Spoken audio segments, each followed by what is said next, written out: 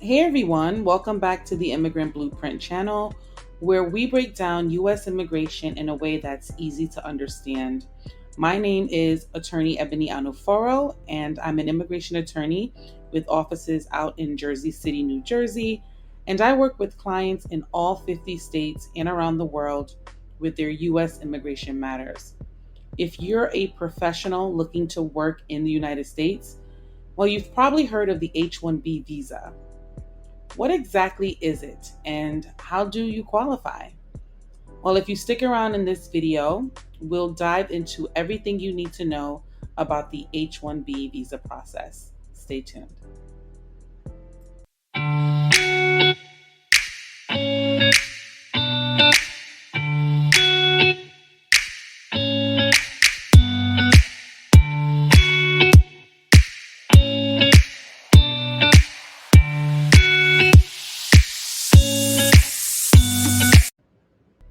What is the H-1B visa?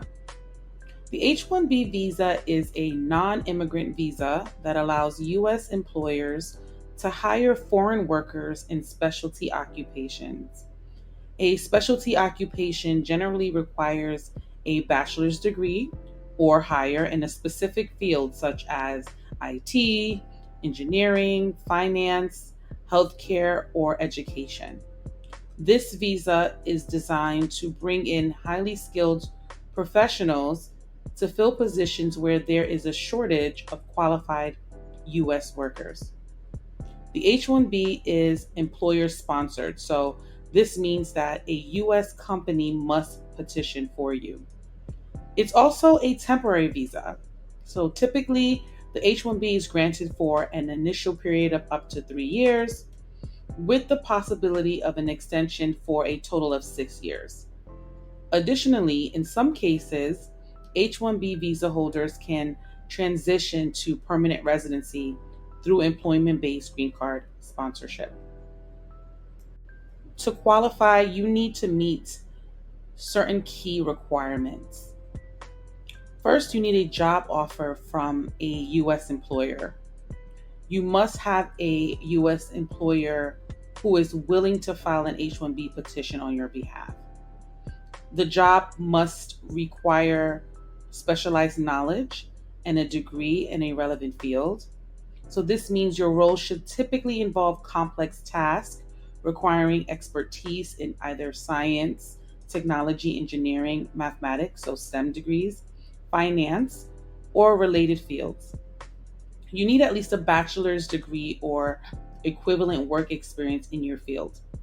If your degree is from outside of the US, you may need to get it evaluated to prove that it's equivalent to a US degree. Your employer must also agree to pay you at least the prevailing wage for the job in the location where you'll be working. And this ensures that hiring foreign workers does not undercut wages for US workers. One of the biggest challenges with the H-1B visa is the annual cap. There are only 85,000 H-1B visas available each year, 65,000 for general applicants, and an additional 20,000 for those with U.S. master's degrees or higher. Because demand is high, USCIS runs a lottery system to randomly select applicants.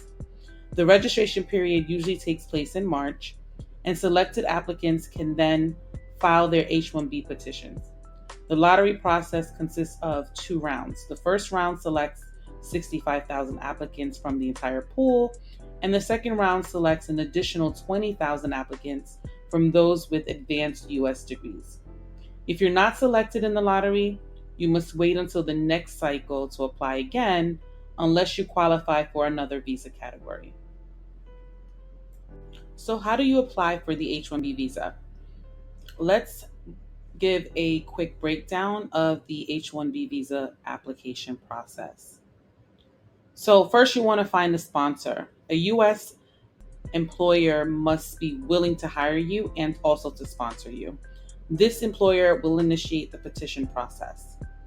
The employer registers you in the H-1B lottery during the designated registration period which again is typically in March.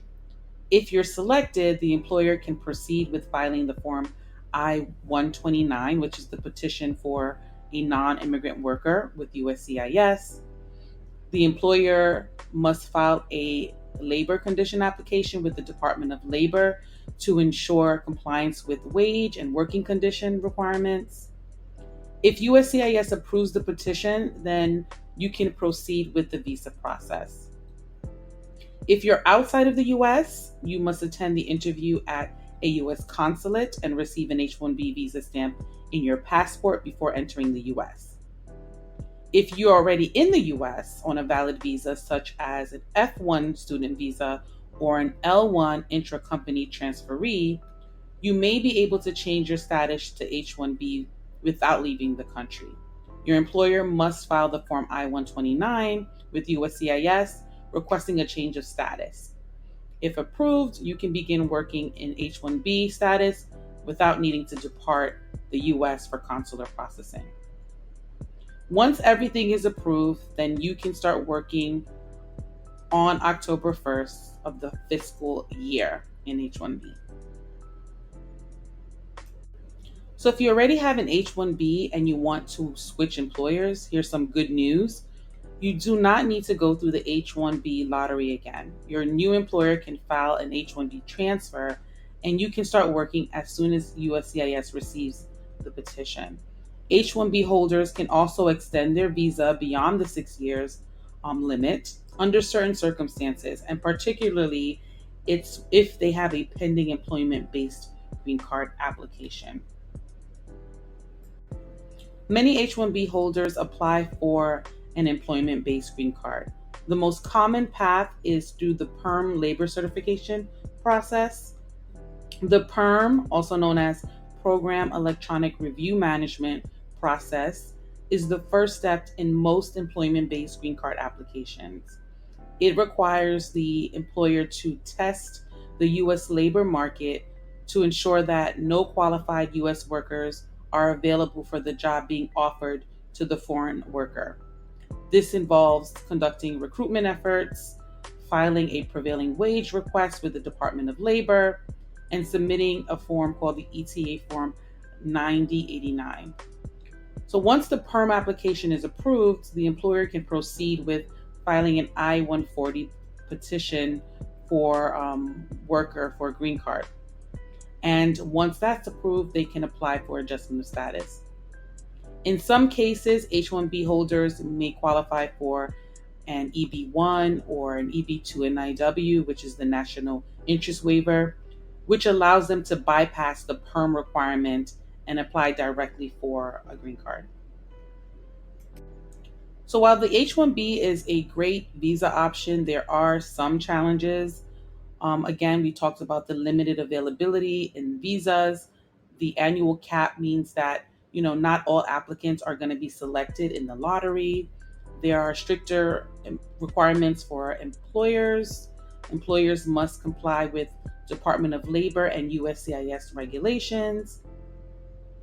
We've seen, some increases in the past years of visa denials and also RFEs, which is request for evidence, which can be, common. So you want to make sure that your petition is well documented and prepared well.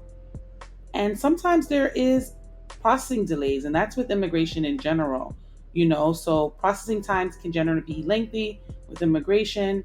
So this can also pose to be a challenge. Some people do opt for premium processing, which can help speed up the application process. So some tips for success. You want to start the process early and secure an employer sponsor as soon as possible. You want to ensure that your job position and degree clearly qualifies you under the specialty occupation criteria. You also want to work with an experienced immigration attorney to prepare a strong petition and also someone who's able to respond to RFPs effectively. If you're not selected in the H-1B lottery, you can also explore alternative visa options such as the O1, the L1, TN, or even the EB-2 NIW. The H-1B visa is a fantastic opportunity for skilled professionals to work in the US, but the process can be complex. If you need help navigating the H-1B process or planning your immigration strategy, feel free to reach out to us. If you found this video helpful, don't forget to like, subscribe, and hit the notification bell so you don't miss any updates on US immigration. Thanks again for tuning in for this discussion, and we will see you in the next video. Take care.